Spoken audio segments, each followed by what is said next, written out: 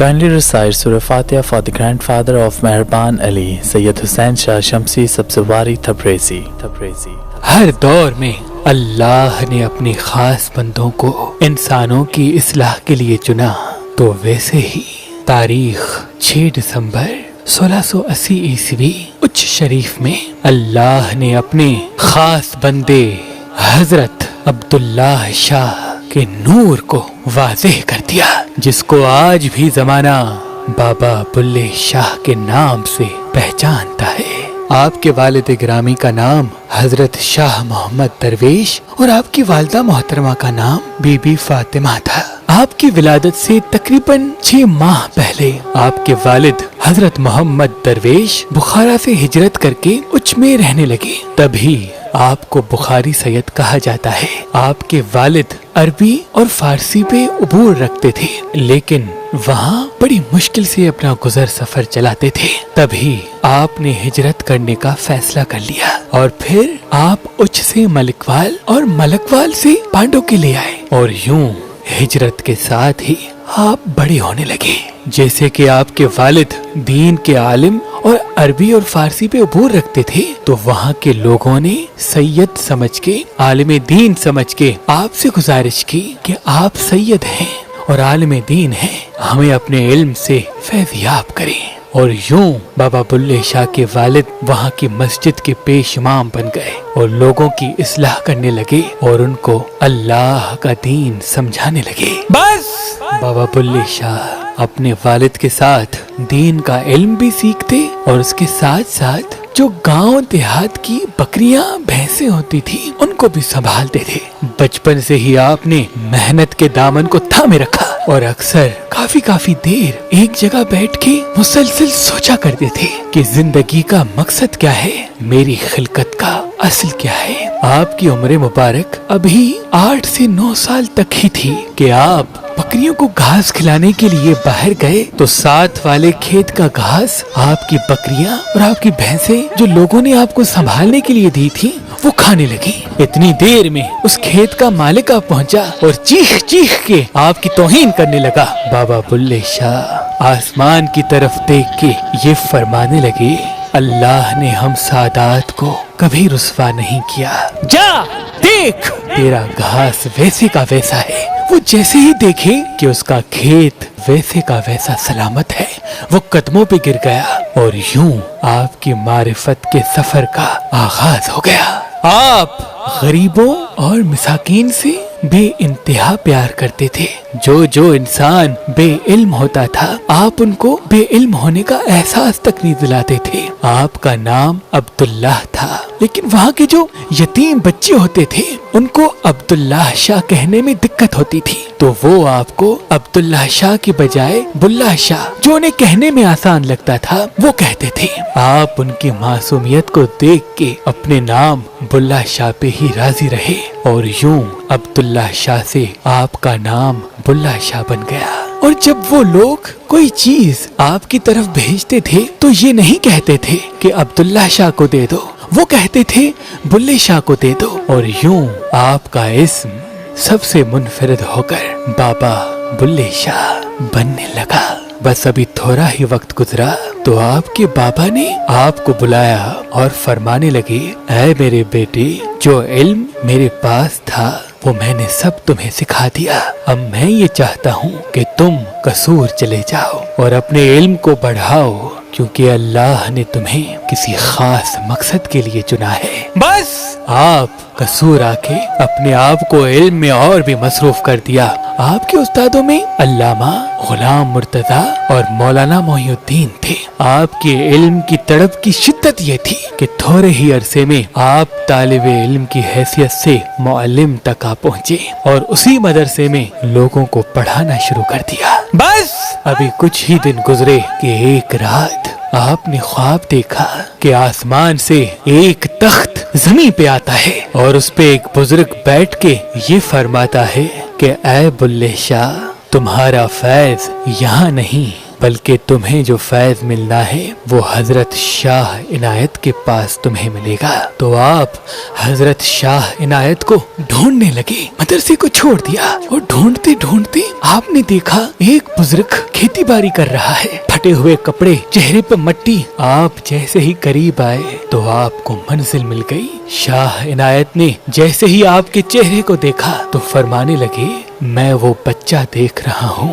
جس کو لوگ بلے شاہ کہہ کے بلاتے تھے اور وہ اس نام پہ راضی تھا۔ بس جیسے ہی آپ نے یہ سنا تو آپ قدموں میں گر گئے اور فرمانے لگے، ہاں میرے مرشد، میں وہی عبداللہ ہوں جس کو محلے کے یتیم بچے بلہ شاہ کہتے تھے۔ اور یوں آپ ایک مرید کی حیثیت سے اپنے مرشد شاہ عنایت کے پاس رہنے لگے۔ آپ فرماتے ہیں، بلہ شو نہیں آندا مینوں، عنایت دے بوئے جس پہنائے چولے مینوں، ثابت تے سوئے۔ بس حضرت شاہ عنایت جس اخلاق سے لوگوں کی اصلاح کیا کرتے تھے، بابا بلے شاہ ان سے کافی متاثر ہوئے، یہاں تک کہ اپنا گھر، وطن سب کچھ چھوڑ دیا۔ آپ یہ فرماتے تھے کہ تصوف کو سمجھنے کے لیے کسی زندہ پیر کا ہونا ضروری ہے، کسی زندہ ولی کامل کا ہونا ضروری ہے۔ مجھے زندگی کی حقیقت میرے مرشد شاہ عنایت نے سمجھائی۔ آپ کے عشق کی مثال ایسے تھی جیسے مولانا رومی شاہ شمس تبریز سے عشق کیا کرتے تھے،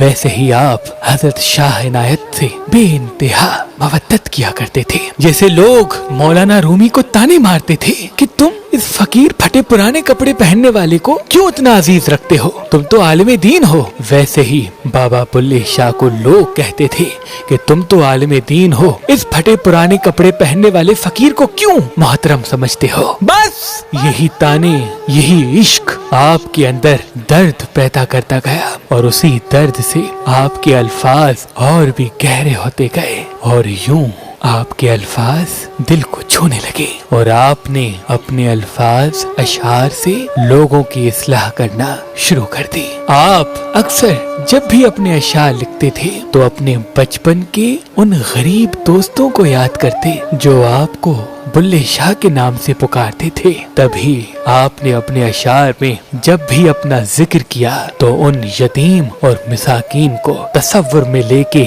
بلے شاہ تحریر کر دیا۔ آپ کے مرشد حضرت شاہ عنایت فرماتے تھے، اے بلے شاہ، تیرے اشعار میں اللہ نے دنیا کو سمجھنے کی جھلک رکھی، جو تیرے اشعار سمجھ جائے گا وہ اس دنیا کو بھی سمجھ جائے گا۔ آپ فرماتے ہیں کہ رب رب کر دے بڈھے ہو گئے، ملا پنڈت سارے، رب دا کھوج کھڑا نہ لبا، سجدے کر کر ہارے۔ ارے رب تے تیرے اندر وسدا وچ قرآن اشارے، بلے شاہ رب اونوں ملسی جہڑا اپنے نفس نو مارے۔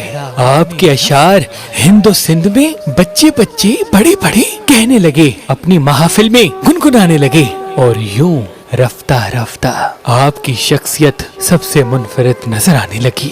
آپ فرماتے تھے، مسجد ڈاہ دے مندر ڈاہ دے، ڈاہ دے جو کچھ ڈہدا، ایک بھی بندے دا دل نہ ڈھاوی، رب دلا وچ رہندا۔ آپ کے الفاظ میں وحدت الوجود جھلکتا تھا۔ آپ یہ فرماتے تھے کہ ہر چیز میں اللہ نظر آتا ہے، جس طرح کپڑا کسی بھی رنگ نسل کا ہو لیکن اس کا وجود کپاس ہے، ویسے ہی انسان کے چہرے الگ الگ ہیں لیکن ان کے اندر اللہ کی کوئی نہ کوئی صفت ہے۔ اور یہی بات وقت کے عالم دین کو پسند نہیں آتی تھی اور آپ پہ دن بدن سختیاں آنے لگی۔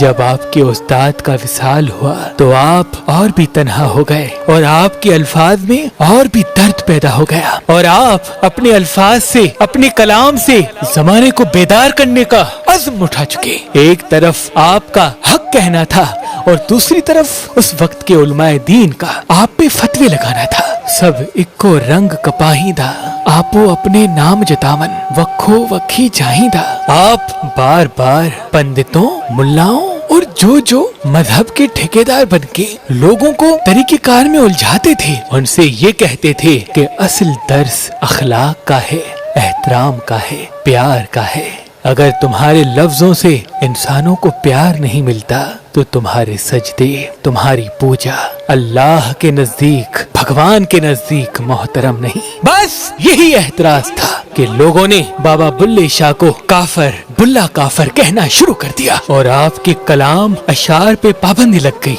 लेकिन आपने अपने कलाम को नहीं रोका और ऐसे ही इंसानों को मोहब्बत और तसव्वुफ का दर्स देते रहे। आपकी उम्र मुबारक जब 59 साल तक आ पहुंची तो नादिर शाह ने लाहौर पे हमला कर दिया। हमले के बाद नादिर शाह ने कहा कि मैं तब लाहौर को छोड़ूंगा जब मुझे 20 लाख दिए जाए। नवाब जकरिया खान को देना पड़ा।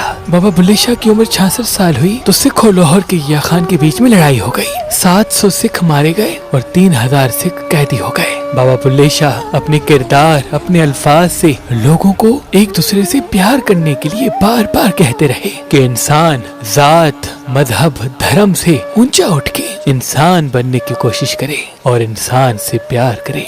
आपकी उम्र मुबारक जब 77 साल तक आ पहुंची तो आप अपने मुरीदों के साथ बैठे बैठे ये फरमाने लगे कि मैं जाने वाला हूँ। आपके मुरीद रोने लगे कि बाबा आपके बाद हमारा क्या होगा। आपने कहा घबराओ नहीं, मेरा असल तुम्हारे साथ होगा। भला होया मेरा चरखा टूटा, मेरी जिंद अजाबों छुट्टी। मैं यही रहूंगा, मेरा नाम कायम रहेगा, लेकिन तुम्हारे इस जिस्म में, इन आँखों में इतनी ताकत नहीं कि मुझे देख पाओ।